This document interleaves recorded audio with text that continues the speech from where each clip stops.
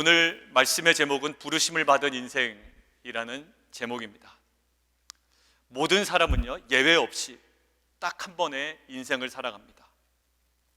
오늘이라는 하루는 어제로 대체될 수 없고, 오늘이라는 하루는 내일로 채울 수 없는 소중한 하루입니다. 그래서 예수 믿은 우리는 이 한 번뿐인 인생이 주님의 부르심을 받은 인생으로 최선을 다해 살다가 마지막 때에 주님께서 두 번째 부르실 때에 후회 없이 본향으로 가는 그러한 인생이 되기를 원하는 겁니다. 자, 그렇다면 부르심을 받은 인생으로 어떻게 살아갈 수 있을까요? 부르심을 받은 인생 하면 떠오르는 몇 가지 이미지들이 있습니다. 재능이나 달란트의 탁월함, 그리고 타고난 재능이 없다면 좋은 스펙들, 아니면 경제적인 풍요로움, 이런 것들이 어느 정도 갖춰져야 부름받은 인생, 그리고 쓰임받는 인생으로 뭔가 사용될 것 같습니다. 자, 그런데요, 그래서 부르심을 받은 인생을 살기 위해서 우리가 마치 대학 입시 준비하듯, 그리고 직장 취업 준비하듯이 선천적인 재능을 막 개발시키기도 하고요, 가시적인 스펙을 막 쌓기도 하고요, 그리고 재정적인 준비를 열심히 하게 됩니다. 물론 부르심을 받은 인생으로 쓰임받기 위하여 그러한 다방면의 노력이 우리에게 필요하고요, 또 중요한 태도임에는 부인할 수가 없습니다. 그런데 사도 바울은 신분이나 스펙으로 거의 완벽했던 사람임에도 불구하고 나중에 사도 바울은 이렇게 고백합니다. 이 모든 것들을 배설물로 여긴다라고 이야기합니다. 결국 위에 나열된 요소들, 천부적인 재능, 좋은 스펙, 또 재정적인 풍성함, 모든 것들이 사도 바울이 부르심을 받은 인생을 살아가는데 핵심적인 요소는 아니었다라는 말입니다. 그러니까 그것이 실은 없어도 부르심을 받은 인생으로 충분히 살아갈 수 있다는 것이죠. 여러분들이 좀 돈이 없어도, 여러분들이 사회적인 지위가 좀 낮아도, 못 배워도요, 그리고 사회적인 영향력이 없어도 여러분은 충분히 부르심을 받은 인생으로 살아갈 수가 있다는 겁니다. 자, 결국 영주권이 승인되어야지, 그리고 부르심을 받은 인생으로 쓰임받을 수 있다는 생각이 있어요. 지금 신분이 아직 해결되지 않았습니다. 그러니까 우리 아들, 또 우리 자신, 우리 가정 영주권이 승인돼야지 그때 가서나 부르심을 받은 인생으로 쓰임받을 것 같은 생각들, 사업이 잘 풀려야지만 쓰임받을 수 있다는 생각들, 그런데 그렇지 않음을 우리는 발견하게 됩니다. 오늘 우리가 함께 읽은 사도행전 9장은요 사울의 회심 사건입니다. 존 스토트 목사님은요 그의 사도행전 강해 주석에서 이렇게 표현합니다. 사도행전 이 9장의 본문을 이렇게 표현해요. 다메섹 도상에서 사울의 체험은 교회사에서 가장 유명한 회심이다라는 거예요. 이 다메섹 도상에서의 사울의 체험은 교회사적으로 볼 때 가장 유명한 회심이다라는 거죠. 예, 맞습니다. 사도행전 9장은요 사울의 회심 장면입니다. 그런데요, 사도행전 9장은 그와 동시에 단순한 사울의 개인적인 회심뿐만 아니라 사울에게 소명이 부여되는 귀한 장면이기도 해요. 15절 오늘 함께 보겠습니다. 15절이요. 주께서 이르시되 가라, 이 사람은 내 이름을 이방인과 임금과 이스라엘 자손들에게 전하기 위하여 택한 나의 그릇이라. 자, 뭔가 소명이 사울에게 임합니다. 오늘 본문은 사울의 개인적인 회심을 넘어서 사울의 부르심을 받는 인생으로 소명을 받는 본문이라고도 우리는 확인할 수가 있습니다. 그래서 오늘 사울의 소명 장면을 묵상함을 통해 한 번뿐인 인생을 살아가는 우리들에게 부르심을 받은 인생으로 살아가기 위한 핵심적인 요소가 무엇인지를 발견하고 발견된 그것을 믿음으로 부여잡는 귀한 은혜의 시간이 되기를 원합니다. 자, 첫 번째입니다. 부르심을 받은 인생을 위한 핵심적인 요소 첫 번째인데요, 같이 한번 읽도록 하겠습니다. 시작. 하나님의 큰 그림을 소망하라. 여러분, 부르심을 받은 인생으로 쓰임받고 싶죠? 스펙을 쌓고 천부적인 재능을 더 키워나가고 싶죠? 재정적인 열심으로 또 많은 부를 쌓아서 쓰임받고 싶단 말입니다. 그러나 그보다도 더 본질적인 것이 있습니다. 하나님의 큰 그림을 소망하는 겁니다. 오늘 본문은요 사울의 상태와 사울이 계획한 동선이 명시되어 있습니다. 사울은 사도행전 7장에 우리 한번 기억을 떠올려 보실까요? 스데반 집사 돌에 맞아 죽는 모습을 목격했던 자입니다. 그리고 그 집행에 책임이 있는 주도적인 인물이었어요. 그리고 그의 죽음을 불쌍히 여기기는커녕 어떻게 여깁니까? 아주 마땅히 여기던 잔혹한 자였습니다. 그 이후에 8장 사울의 모습이 나옵니다. 변화되나요? 그렇지 않습니다. 사울은요, 교회를 잔멸합니다. 남녀를 끌어다가 옥에 넘기는 일을 멈추지 않습니다. 그리고 오늘 9장에 사울은 다시 등장합니다. 오늘 본문 이 한 단어로 사울의 상태는 정리가 끝납니다. 오늘 어떠한 장면이요? 오늘 9장의 첫 번째 1절에 있는 이 단어로 사울의 상태는 싹 정리가 되는 겁니다. 뭘까요? 9장 1절 한번 보시겠습니까? 여전히라는 거예요. 여전히 위협과 살기가 등등하였다라고 되어 있습니다. 그리스도인들 향한 사울의 그 증오 정도가요, 더 강력해지고 있다고요. 이러한 증오와 분노의 마음으로 사울은 자신의 동선을 계획합니다. 2절입니다. 함께 읽습니다. 2절이요. 시작. 다메섹 여러 회당에 가져갈 공문을 청하니 이는 만일 그 도를 따르는 사람을 만나면 남녀를 막론하고 결박하여 예루살렘으로 잡아오려 함이라. 여러분들 목적지가 아주 분명합니다. 어디라고요? 다메섹입니다. 사울의 목적지가 어디라고요? 다메섹입니다. 예루살렘으로부터 얼마 떨어져 있을까요? 240km나 떨어져 있는 아주 먼 거리입니다. 다메섹에 가려는 목적도 분명합니다. 예루살렘을 벗어나 멀리 피신해 있는 자들을 본국으로 송환하기 위함이에요. 대제사장에게까지 가서 공문까지 발급받습니다. 그런데요, 사울이 그러한 분명한 목적을 가지고 다메섹에 거주하고 있는 그리스도인들을 맹렬하게 쫓고 있을 때, 사울이 계획한 그 계획과 목적을 가지고 그 다메섹에 있는 그 그리스도인들을 맹렬하게 쫓고 있을 때, 그 동시간에 하나님은 사울을 맹렬히 쫓고 계셨다라는 사실이에요. 존 스토트 목사님께서 프랜시스 톰슨의 시를 인용해서 이렇게 표현하셨습니다. 하나님은 마치 누구와 같다? 천국의 사냥개와 같다. 천국의 사냥개와 같다. 아무리 자신의 계획으로 도망가고 주도면밀하게 이동해도 더 집요하게 우리를 사랑과 은혜로 추적하시는 하나님을 표현한 거예요. 우리가 우리의 계획대로 철저한 목적을 가지고 아무리 멀리 도망가도 하나님은 하나님의 계획과 사랑과 은혜를 가지고 우리를 끈질기게 추적하는 천국의 사냥개와 같다라는 거죠. 이 프랜시스 톰슨, 사랑받지 못한 톰슨이었습니다. 어릴 적 사랑을 충분히 받지 못했어요. 그리고 가톨릭 신부가 되길 원했으나 되질 못했습니다. 의사가 되길 원했으나 의사가 되지 못해요. 군인이 되려고 했지만 군인도 되지 못합니다. 항상 인생이 꼬이는 거예요. 자, 이 톰슨이 기록한 시입니다. 제가 한번 읽어드릴게요. 나는 그에게서 도망쳤네. 밤에도 그리고 낮에도. 나는 그에게서 도망쳤네. 수많은 세월 동안을. 나는 그에게서 도망쳤네. 내 마음속 미궁 같은 길로. 그리고 슬픔 속에서도. 나는 숨었네. 겉으로 연이어 웃으면서도. 희망에 부풀어 오르다가도 두려움 골짜기 거대한 우물 속으로 곤두박질 쳐 버렸네. 나를 따라오는, 나를 추적해오는 그 힘찬 발소리로부터, 그러나 서두르지 않고 흐트러지지 않는 걸음걸이, 일부러 속도를 내며 장엄한 긴박함으로 두드린다.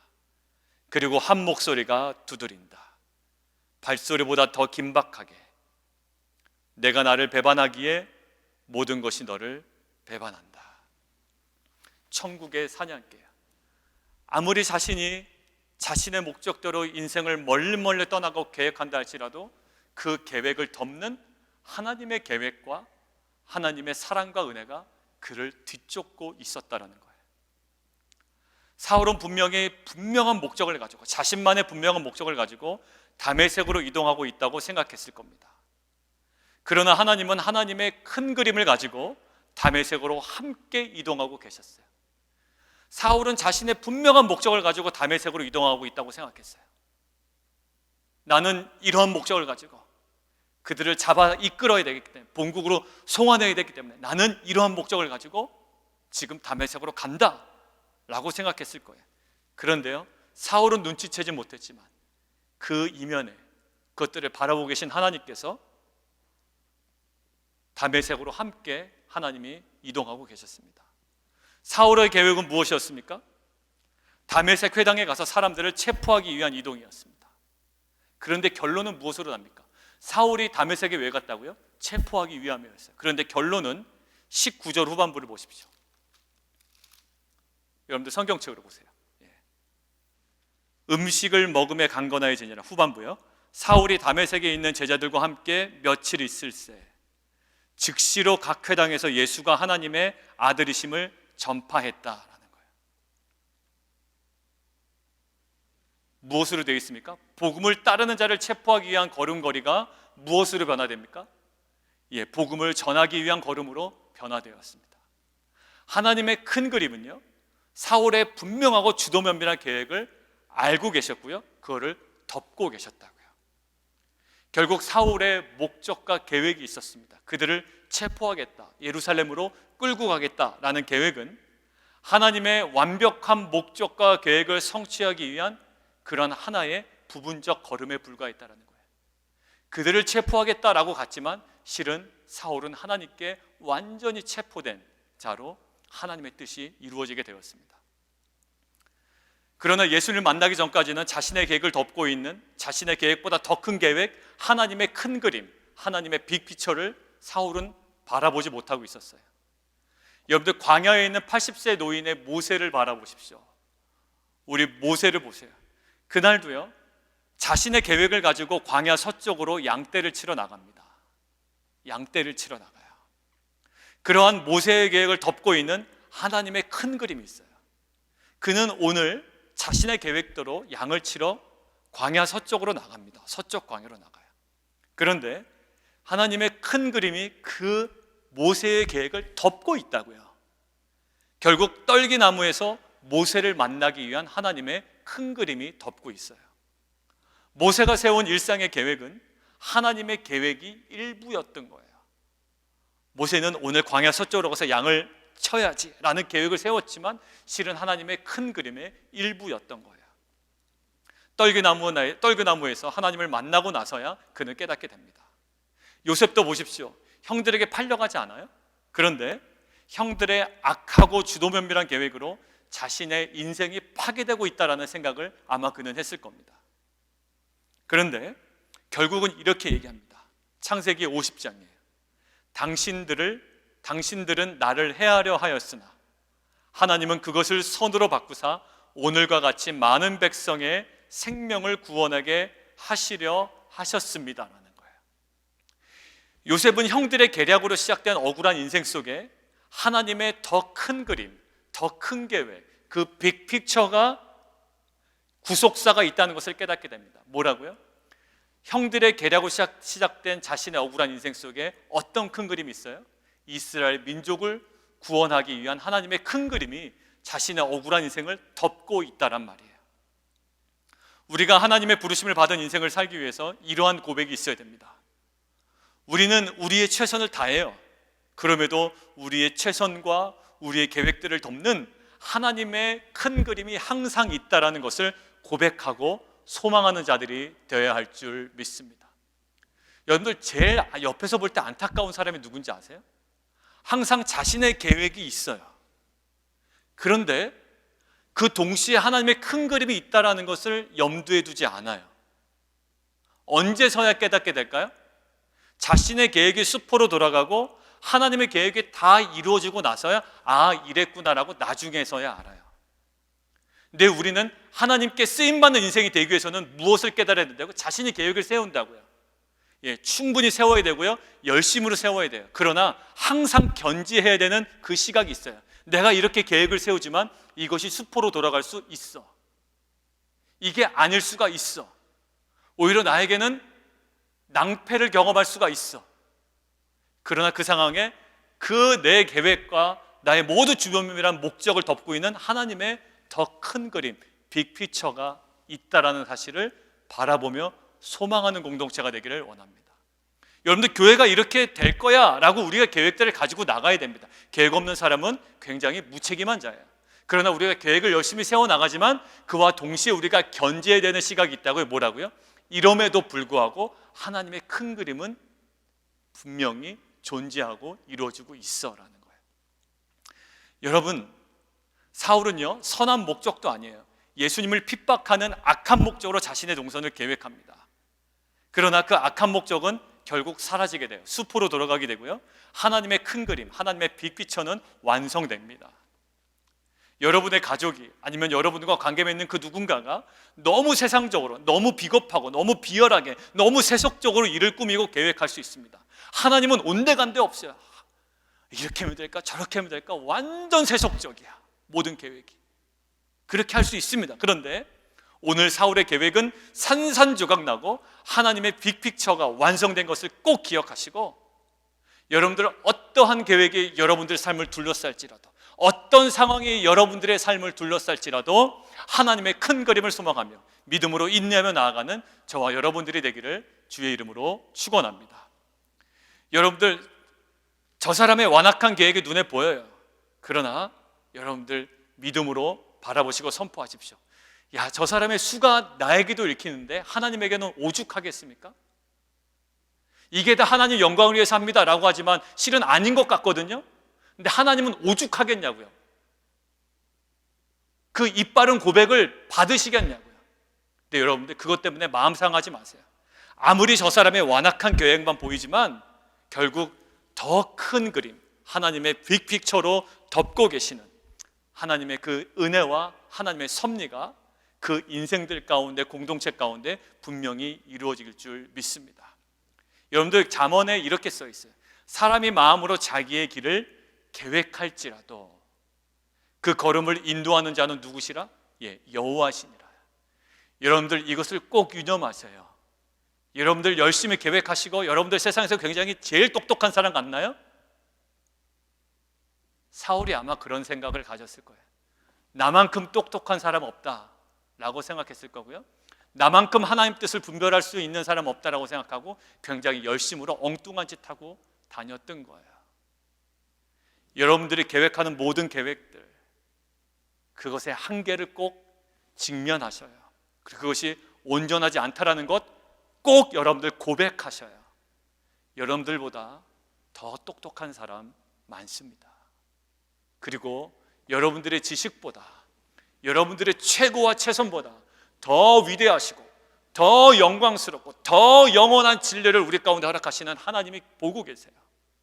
여러분들의 모든 계획을 열심으로 추진해 나가지만 동시에 이 모든 우리의 연약함을 덮고 계신 하나님의 큰 그림, 이 빅픽처를 우리가 소망하며 나아가는 귀한 공동체 되기를 원합니다.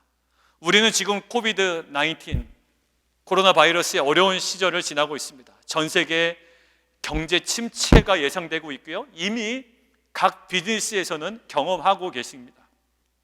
우리가 이때 세울 수 있는 계획도 실은 한계가 있다고요. 그러나 이때에도 지금 보이진 않고 100% 이해할 수 없지만 하나님의 그 큰 그림을 소망하며 믿음과 인내로 감당해 나가는 빛과 소금 공동체가 되기를 원합니다. 자, 첫 번째, 우리 부르심을 받은 인생을 위한 핵심적인 요소 뭐였죠? 하나님의 큰 그림을 소망하라 였습니다. 두 번째입니다. 같이 한번 읽겠습니다. 시작. 죽음에서 생명으로 변화되는 시간을 경험하라. 죽음에서 생명으로 변화되는 시간을 경험하라. 오늘 사울이 다메섹에서 자신의 계획이 산산조각이 납니다. 다메섹에 있는 그 피신해 있던 사람들을 잡아다가 예루살렘을 끌고 가려고 했거든요. 다 산산조각이 나요. 아무것도 못합니다. 오히려 예수님을 만나는 경험만 하게 됩니다. 전혀 예상하지 못했던 시나리오대로 인생이 흘러가고 있어요. 예수님을 만난 이후에 바로 부르심을 받은 인생으로 쓰임받은 것일까요? 그렇지 않아요. 사울은 예수님을 만났지만 바로 쓰임받지 않습니다. 부르심을 받은 인생으로 쓰임받기 전에 매우 중요한 시간을 보냅니다. 9절입니다. 오늘 9절이에요. 같이 한번 보실까요? 같이 한번 읽습니다. 시작. 사흘 동안 보지 못하고 먹지도 마시지도 아니하니라. 예, 사흘 동안요 금식하게 됩니다. 예수님 만났으면 그 흥분에 또 그 기쁨에 그 어떠한 그 만났다라는 그 어떠한 그 확신에 바로 그 부르심을 받은 인생으로 막 쓰임 받아야 되는데 그렇지 않아요. 3일 동안 보지도 못하고요 또 먹지도 못합니다. 3일 동안 금식하면서 사울이 집중했던 것이 있어요. 자, 11절 중반부입니다. 후반부예요. 11절 후반부 쭉 눈으로 들어가 보세요. 이게 아나니아에게 얘기한 거죠. 유다의 집에서 5사람 사울이라는 사람을 찾아라. 그가 뭐 하는 중이다? 예, 기도하는 중이다 라는 거예요. 그는 그럼 결국 뭐 했을까요? 3일 동안 금식하며 기도하는 삶을 살았다라는 거예요. 그 3일의 시간은 어떤 시간이었을까요? 막 은혜 받으면요 바로 막 하나님께 부름받은 인생으로 쓰임받을 것 같아요. 그러나 실은 그렇지 않습니다. 그 3일의 시간은 어떤 의미의 시간이었을까요? 예, 죽음에서 생명으로 이동하는 시간이었다고요. 사울은 평생의 유대교적인 사고방식에서 살아왔어요. 사울은요 평생 유대교적인 사고방식에서 열심으로 사역했어요. 사울은요 평생 유대교적인 사고방식에서 말씀을 읽고 공부했던 자예요. 이 3일의 시간은 부르심을 받아야 되는 사울에게 철저하게 자신의 옛 자아가 죽는 시간이었습니다. 그것이 살아있는 한, 유대교적인 사고방식이 살아있는 한 부르심을 받은 인생으로 온전히 살아갈 수가 없습니다. 교회 출석을 시작했다고 해도 아무리 돈이 있고 지식이 있고 사회적인 직업에 탁월함이 있어도 쓰임받아서는 안 돼요. 왜냐하면 이전의 삶이 죽지 않으면요 세속적인 방식으로 교회를 이끌어가려고 해놔요. 굉장히 교회의 골칫덩어리가 됩니다. 여러분, 세속적인 사고방식이 완전히 제거되지 않으면, 그것이 정말로 배설물처럼 여겨지지 않는 사람이 세상적인 지위와 돈과 권력으로 교회의 리더로 들어오게 되면 교회 공동체 완전히 와르르 무너집니다. 여러분들 철저하게 거듭나야 되는 거예요. 거듭난 자만이 리더가 돼야 되고요, 거듭남자만이 교회의 귀한 사역에 쓰임 받아야만 합니다. 이전의 삶이 죽어야 돼요. 여전히 세상에서 성공하고 잘 되는 내가 복음의 핵심이라는 세속주의가 살아있다면 십자가의 복음을 위한 사역에는 아주 큰 걸림돌이 된다고요. 내가 제일 세상에서 나만큼 똑똑한 사람이 없다라는 이 교만이 완전히 죽어나가지 않으면 교회 공동체를 완전히 쪼개는 그런 걸림돌이 된다고요. 여러분들, 요나도 마찬가지입니다. 니느웨로 가라 라는 하나님의 명령을 어기고요, 자신의 계획대로 어디로 갈까요? 예, 다시스로 갑니다. 자신의 계획에. 아니야, 그럴 리는 없어. 그럴 리는 없어. 자신의 계획을 막 가지고 갑니다. 그런데요, 결국 뭐가 덮어버릴 거예요? 하나님의 큰 그림이 덮어버립니다. 여호와께서 이미 큰 물고기를 예비하사 요나를 삼키게 하셨다라고 요나서 2장 후반부에 나와 있어요. 이미 하나님께서 큰 고기를 예비하사 요나를 삼키게 하셨어요. 요나는 자신의 계획대로 다시스로 이동했지만 하나님의 큰 그림은 물고기를 준비해 놓고 요나를 기다리고 계시고 요나를 쫓고 계셨다는 거예요.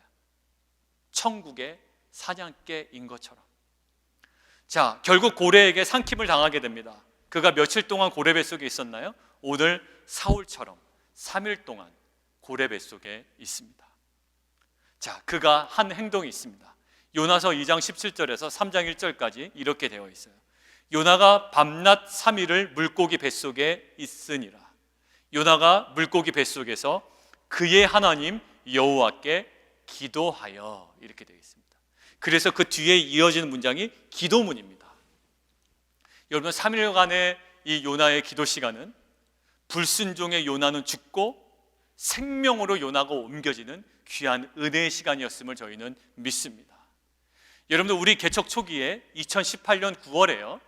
이제 공식적으로 예배드리기 전에 주중 목요 예배 때 개척 초기에 교회 장소 선정을 비롯해서 아무것도 보이지 아니하고 예측할 수 없을 때에도 요나서를 통해서 그 죽음의 시간은 생명으로 옮겨가는 시간이었음을 우리에게 말씀하셨더라고요.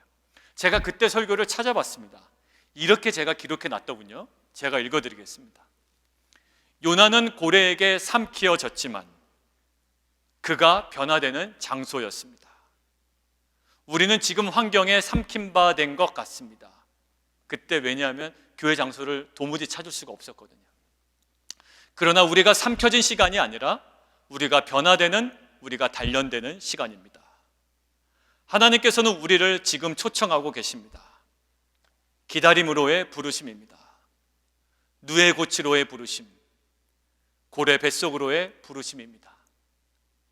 누에 고치는 피하는 공간이 아니고 삼켜진 공간이 아니라 변화되는 공간입니다.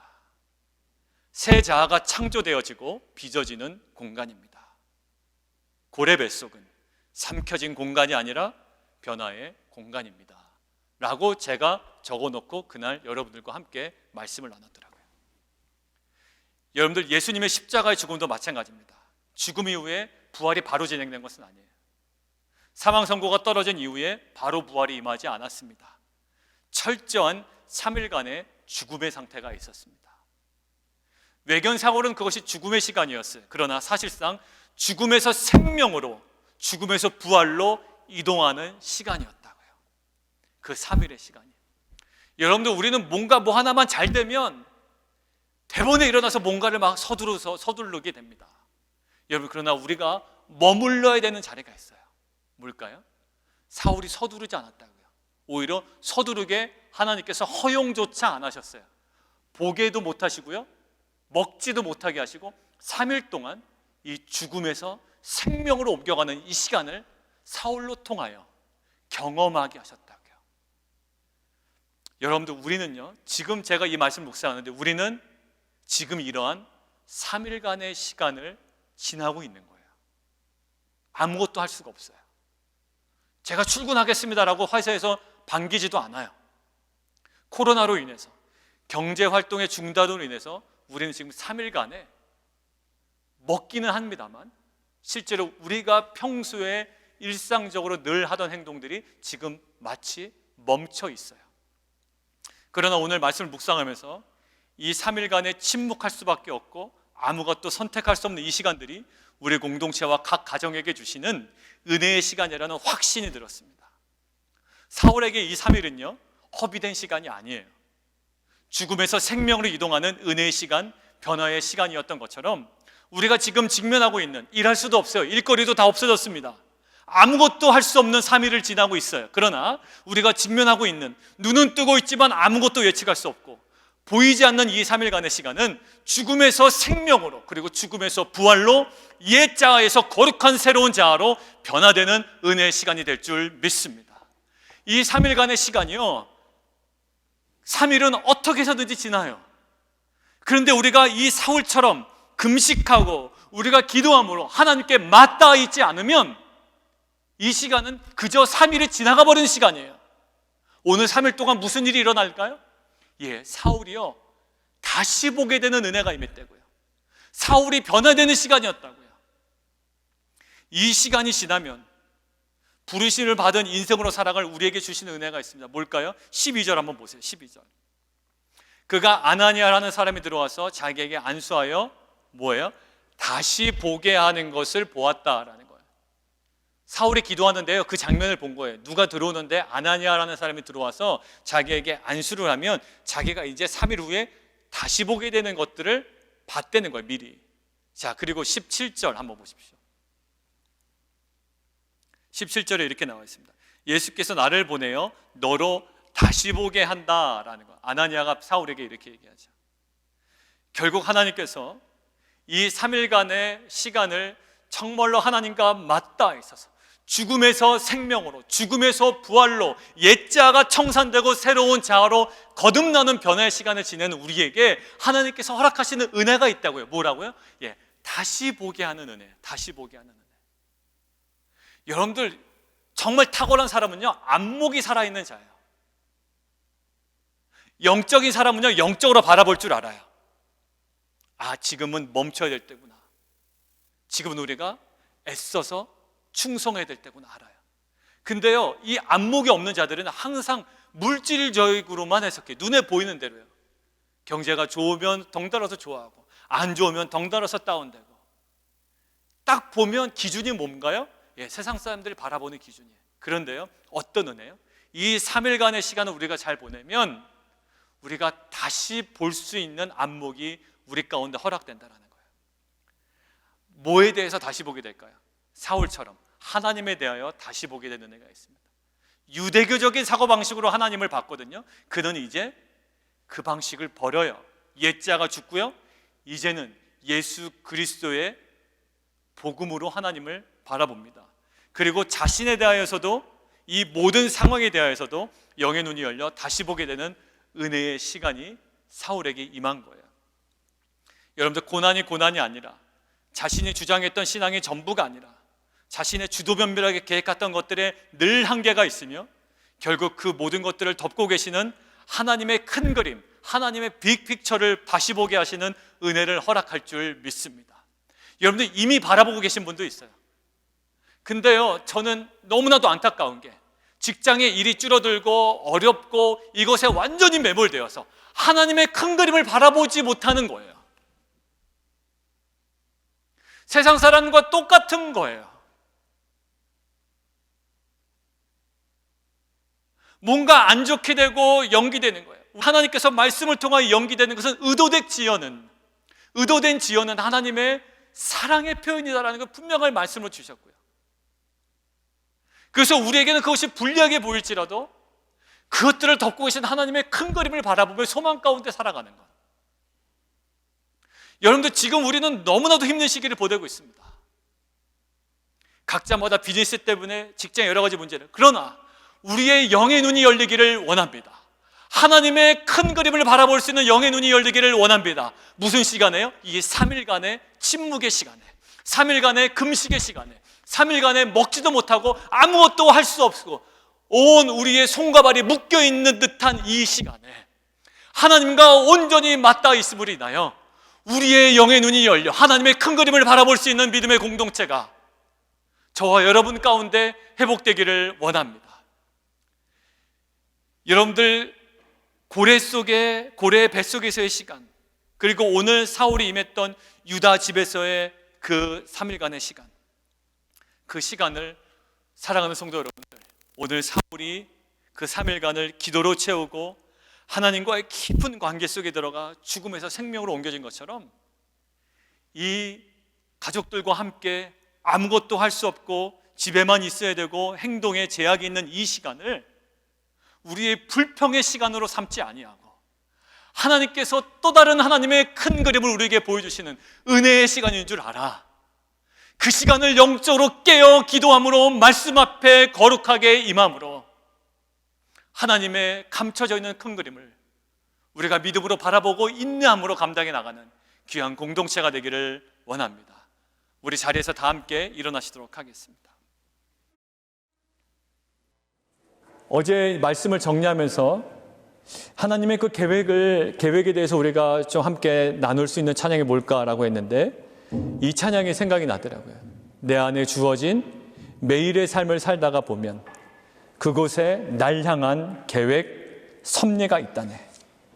매 순간 나에게 요구하시는 작은 믿음들, 그곳에 날 향한 계획, 섭리가 있다네. 지금 여기 계시며 말씀해 주시는 하나님, 내 삶에 역사하시는 신실한 나의 하나님을 찬양해. 우리 함께 찬양함으로 우리의 믿음을 고백하며 나아가도록 하겠습니다.